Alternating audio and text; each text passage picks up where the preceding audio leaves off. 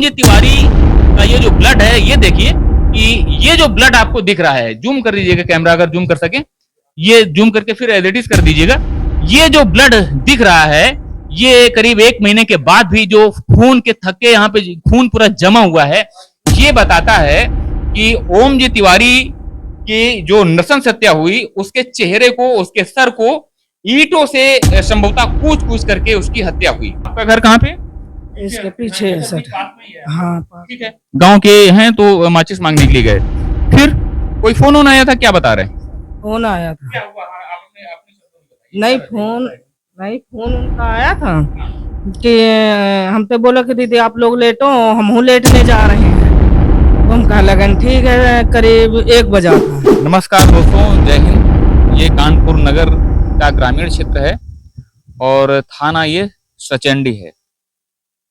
कानपुर नगर की commissionerate police के बारे में बहुत सारे कंटेंट हमारे चैनल में आप लोग देखते रहते हैं, बहुत सारे वीडियो पड़े हुए हैं। और कानपुर नगर की जो कमिश्नरेट पुलिस है उसके बारे में बात करें या उत्तर प्रदेश के संदर्भ में बात करें, जब से माननीय मुख्यमंत्री जी योगी आदित्यनाथ जी की सरकार बनी है, ये 7वां वर्ष चल रहा है, तब से पुलिसिंग और लॉ ऑन एंड ऑर्डर के बारे में, यानी कानून और व्यवस्था के बारे में बहुत सारी बातें कही जा रही हैं। एनसीआरबी के आंकड़े भी बताते हैं कि उत्तर प्रदेश में अपराधों का, जो क्राइम्स का जो स्तर है, वो डाउनफॉल मार रहा है। तो एनसीआरबी के जो आंकड़े बताते हैं कि उत्तर प्रदेश के अंदर अपराध कम हो रहे हैं, तो इस पे बिलीव कैसे किया जाए?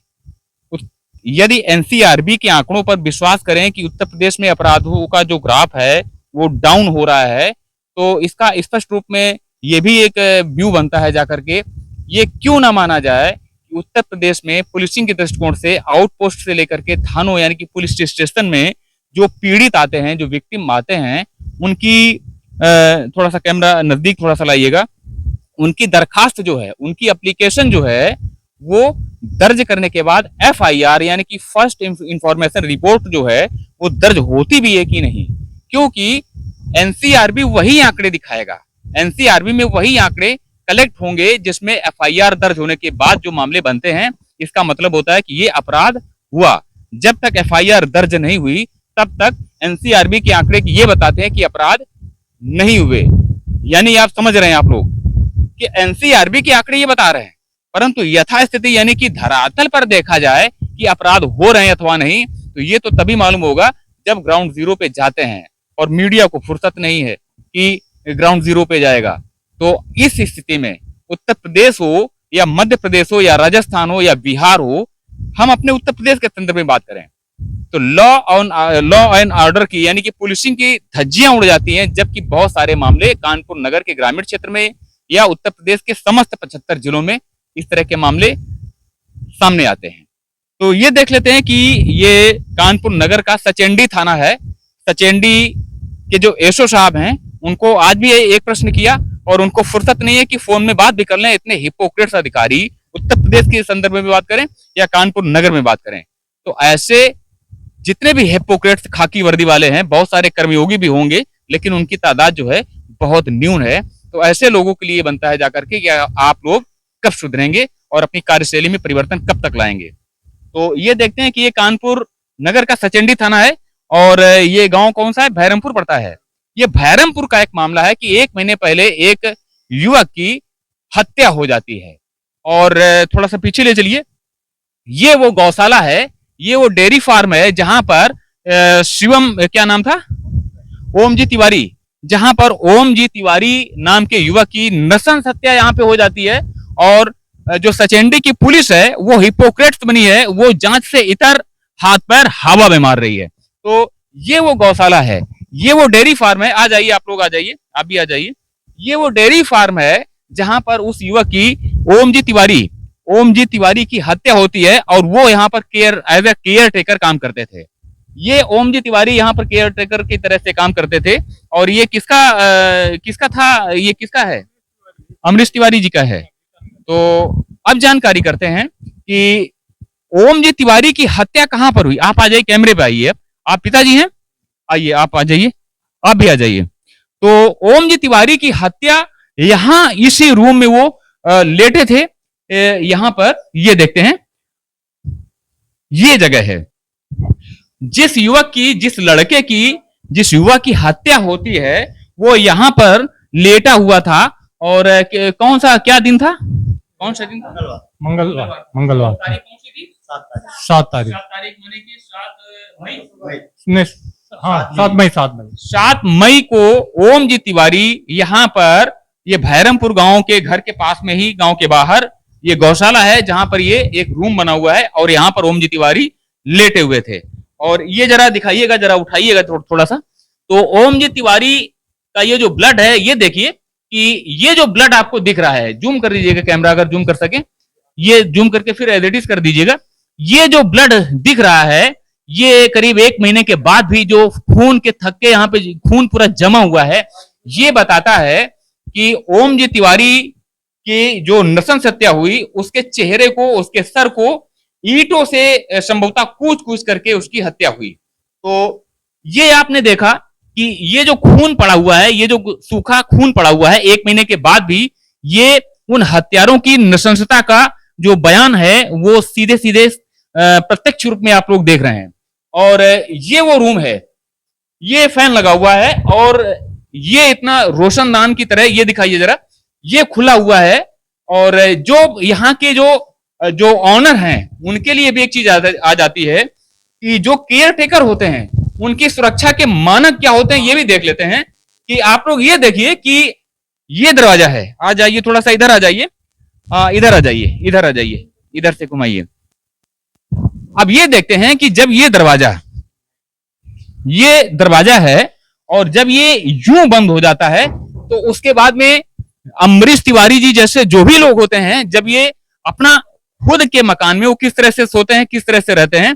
और जो केयर टेकर होता है वो मंगल ग्रह से आया हुआ एलियन हो जाता है, क्योंकि ये सुरक्षा के दृष्टिकोण से ये जो खुला हुआ है, ये आधा दरवाजा, एक तरह से कह सकते हैं ये दरवाजा बंद है, परंतु इसके ऊपर का जितना भी भाग है ये ओपन है। तो यहाँ से 10 वर्ष का, 12 वर्ष का बच्चा भी जो होगा यहाँ पर पैर रख के ऊपर चला जाएगा। ये बताने की और किसी भी तरह का कुछ विशेष उपक्रम जताने की आवश्यकता नहीं है।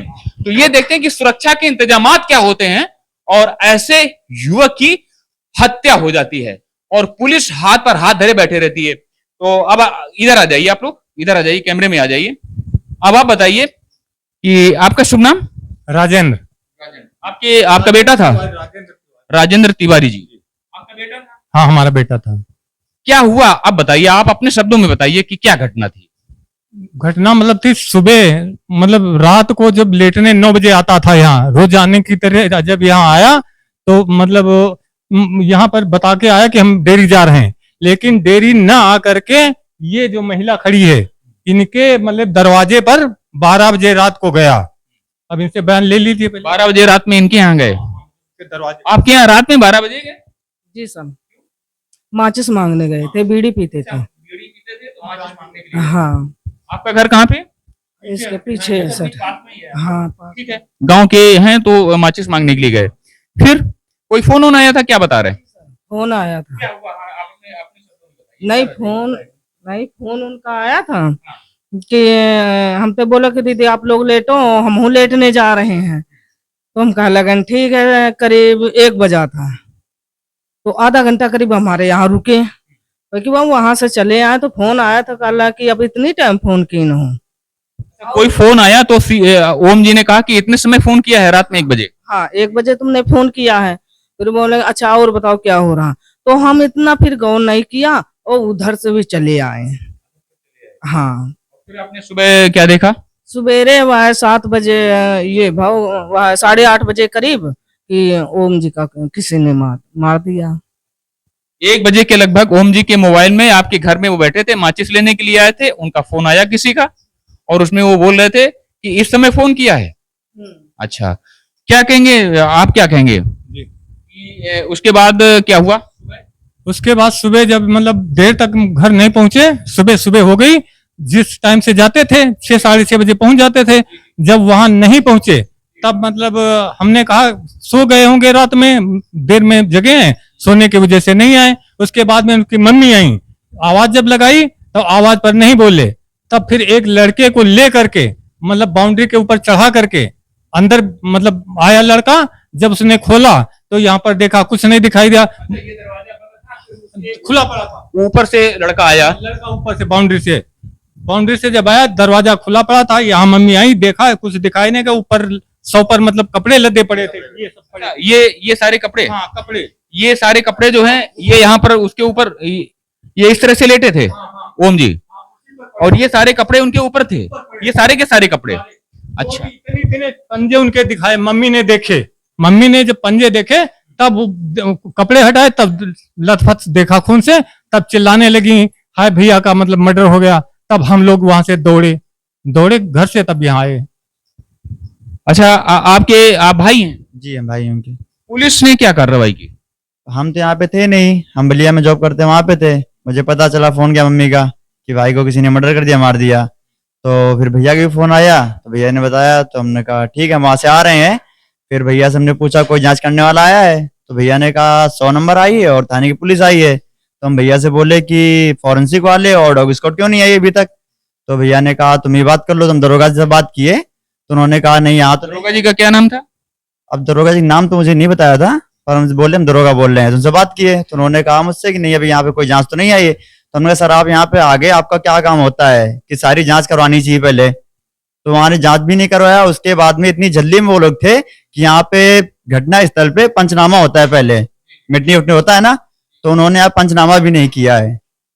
जी, पंचनामा यहाँ ना करने के बजाय ये जाके कर रहे पोस्टमार्टम हाउस में जाके, बिना पोस्ट पंचनामा किए हुए मिट्टी यहाँ से उठा के ले गए जल्दी जल्दी में। जी, और यहाँ रास्ते में 2 घंटे कम से कम गाड़ी खड़ी रखे। रास्ते में यहीं आगे गांव पड़ता है चंदनसपुर, वहां पे 2 घंटे गाड़ी खड़ी रखे। बोल रहे कोई बड़े सर आ रहे हैं, तो यहाँ पंचनामा ना करके वहां 2 घंटे खड़े रहे। बड़े सर आ रहे हैं तो वहां पे क्यों खड़ी कर दी? पता नहीं, अब ये पुलिस का क्या है सीन है उसका तो हम बता नहीं सकते हैं। यहाँ से वही समथिंग 2 से 3 किलोमीटर होगा। तो ले जा करके वहां पे खड़ी कर दी, 2 घंटे के लिए खड़े रहे। अच्छा, उसके बाद क्या हुआ? उसके बाद में एक पार्टी आई थी कुछ दूरी पर जा करके, तो वो आए थे, वो लोग उन्होंने देखा, हाँ फिर उसको देखा, थोड़ा लिखा पढ़ी करी, उसके बाद में कल ले जाओ चले गए। फिर हम लोग, हाँ मतलब थे, ये नहीं जानते कोई थे, फोटो खींचा था।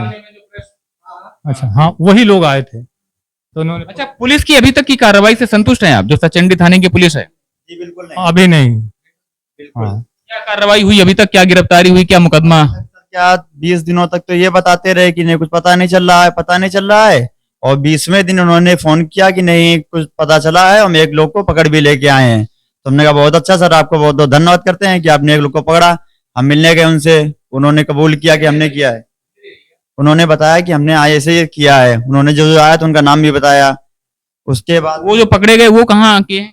वो बता रहे थे कि रसूलाबाद के थे। जी, राहुल नाम था। नहीं, जो पहले पकड़ा रोहित नाम था।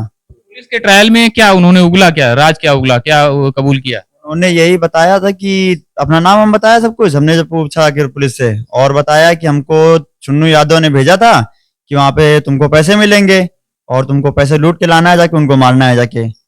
7 लाख ये छुन्नू यादव ने भेजा था। इसका क्या एड्रेस वगैरह, छुन्नू यादव के बारे में क्या जानकारी? चुन्नू यादव का एड्रेस पता चला शोभनपुर के गांव का है। जी जी जी, कानपुर देहात लगता है वहाँ का, शोभन के पास का है। शोभनपुर गांव पड़ता है कोई। अच्छा, शोभन ही होगा जो, हाँ तो वही गांव का है वो। जी जी, चुन्नू यादव। और पुलिस अभी तक पता नहीं क्या कर रही, बोल रही 24 घंटे में पकड़ लेंगे। पुलिस अभी तक चुन्नू यादव को गिरफ्तार नहीं की है। तो दरोगा से बात करते तो पुलिस क्या कहती है? अब वो कहते हैं कि हम पकड़ लेंगे यही बता रहे हैं, और कुछ अभी पकड़ नहीं पाए। जी। तो ये देखते हैं कि पुलिसिया जो क्रियाकर्म होते हैं, पुलिस के जो क्रियाकलाप होते हैं, वो किस तरह के हैं कि एक युवक की इस तरह से नृशंस हत्या हो जाती है। और ये देखिए कि अपराध कितना जघन्य था, उसका अंदाजा आप लोग अनुमान इस तरह से लगा सकते हैं कि ये जो थक्के खून के हैं, ये आप देख सकते हैं कि ये अभी भी खून के थक्के जमे हुए। और इसमें पुलिसिया जो जांच है वो किस तरह की जांच है, और ये वही दर्शाता है कि 1861 में जो पुलिस अधिनियम बना, उसमें जो जांच का तरीका अंग्रेजों के समय बनाया गया, तो सारी की सारी फोरेंसिक लैब जितनी भी बनी है वो उनमें कार्य क्या हो रहा है। और इस तरह से जो गांव के जो इंटीरियर के जो लोग होते हैं, उनके घरों के जो सदस्य जो होते हैं, घरों के जो लोग होते हैं, जो उनके परिवार के सदस्य होते हैं, नए लड़कों की और या पुराने किसी की भी बात की जाए, बच्चों की बात की जाए, महिला अपराधों की बात की जाए, तो वो इस तरह से हत्या होती है, इस तरह से मर्डर होता है और पुलिस की जांच जो है वो कछुआ चाल की तरह ही रेंगती रहती है। तो अब सचेंडी के जो थानेदार महोदय हैं वो पुनर्विचार करें कि उनको अपना कार्य किस तरह से करना है, या किसी राजनीतिक दबाव में उनका ट्रांसफर हो जाना है। और जो एसीपी बैठे हुए हैं और कानपुर नगर के जो कमिश्नर साहब बैठे हुए हैं, तो उनको भी ये विचार करना होगा कि पुलिसिया जांच की जो गति है उसमें आमूल चूल सुधार की, परिवर्तन की आवश्यकता आज की तारीख में आ गई है। तभी ऐसे लोगों को न्याय मिल सकेगा। और ऐसी जो हत्याएं होती हैं उनमें अपराधियों का मनोबल तब बढ़ता है जब पुलिस की जो जांच की गति होती है वो इस तरह से धीमी रहती है। तो आप लोग ऐसे अपराधों के बारे में क्या विचार करते हैं? और एनसीआरबी के जो आंकड़े आते हैं और थानों में जो क्रियाकलाप होते हैं, जो थानों में पुलिसिया जो कार्य जिस तरीके से होता है, एफआईआर जो दर्ज नहीं की जाती है और जांच इस तरह से धीमी होती है, उसके बारे में क्या विचार करते हैं ये कमेंट में प्रेषित कीजिएगा।